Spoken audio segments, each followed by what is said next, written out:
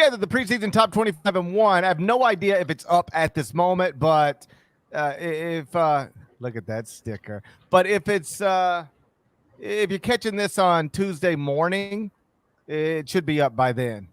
As I note at the top of the top 25 and 1, this is literally the hardest it's ever been to project rosters because of the one-time transfer waiver, because of the transfer portal, because of the extra COVID year. Like everybody in the country except for Colin Gillespie and Brady Manick still eligible to play college basketball if they want to. So like you just do the best you can. But that said, I've got UCLA number 1 in the preseason top 25 and 1 based on Johnny Juzang, Jaime Jaquez, and Tiger Campbell returning. And they'd be joined by a top 10 recruiting class highlighted by 5-star prospects Amari Bailey. You know about his mom? You do. She thick, boy. She thick. Woo! Thick.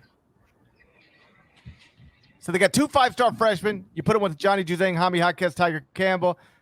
Right now, that's your preseason number 1 team at CBS Sports. Number 2, I've got North Carolina.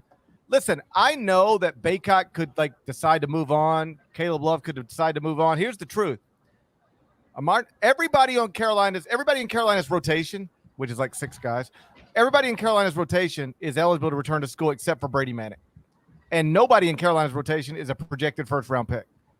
How much is name, image, and likeness rights worth for Armando Baycott, Caleb Love, compared to what they'll make trying to play professional basketball somewhere? I don't know if those guys are coming back, but for the purposes of the version 1.0 of the top 25 and 1, I got everybody except Brady Manick returning. I've got Carolina at number 2 in the top 25 and 1. I'm not going to go through the whole thing. Arkansas 3? Arkansas 3? Kentucky 3. Okay.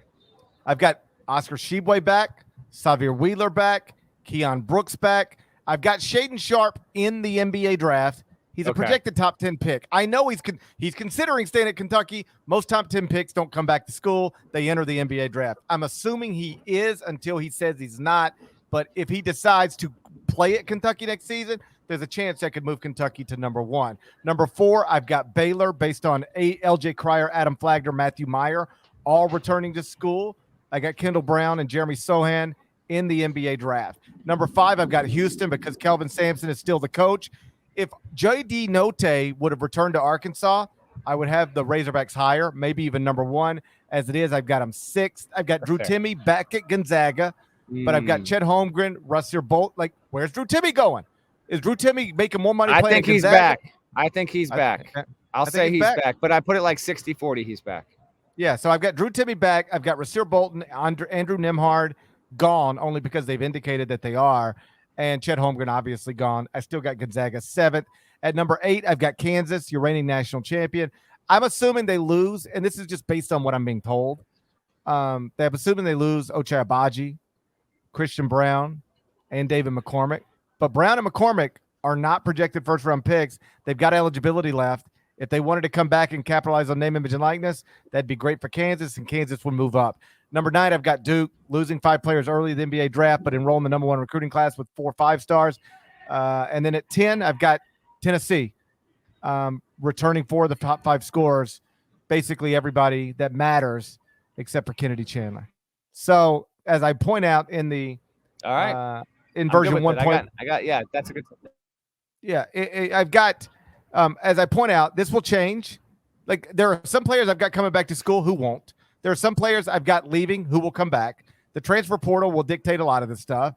Where high school recruits decide to enroll late, that'll matter too. You'll certainly have some reclassifications as the summer progresses. This will change maybe 50 times. So don't get too mad about version 1.0 because version 2.0 will be different, and there'll be about 50 of these before we start the next regular season. I know you're exhausted, and you should be. You've been working incredibly hard. Even my wife, when we saw you outside the set the other day, she was like, Norlander seems stressed. Is he okay? And I said, he's just tired. He's working a lot. I'm not stressed. Yeah, I'm tired. There's no stress. Although I'll tell you right now, what I've been looking at for 5 minutes. I got Mike DeCourcy doing a hit over there. I don't even want it. He's talking into his phone. I've seen Adam Zagoria, who you refused to room with in the same hotel room, Jeff Borzello, Myron Metcalf, and I think it was Billy Witch from the New York Times. They've been throwing this Frisbee around on the court for about 10 minutes here, just having a great time. They filed their stories. I did HQ. I'm with you. I got to do another story. Where did I go wrong? I got our buddies here tossing the discus around on the court. Like they're on a college quad right now. Borzello, what are you doing with your life? You know what you and I got to do? Here's what we got to sit down this offseason and figure this out. This is what you and I got to do. We got to figure out how to get great at one thing so that we don't have to do everything.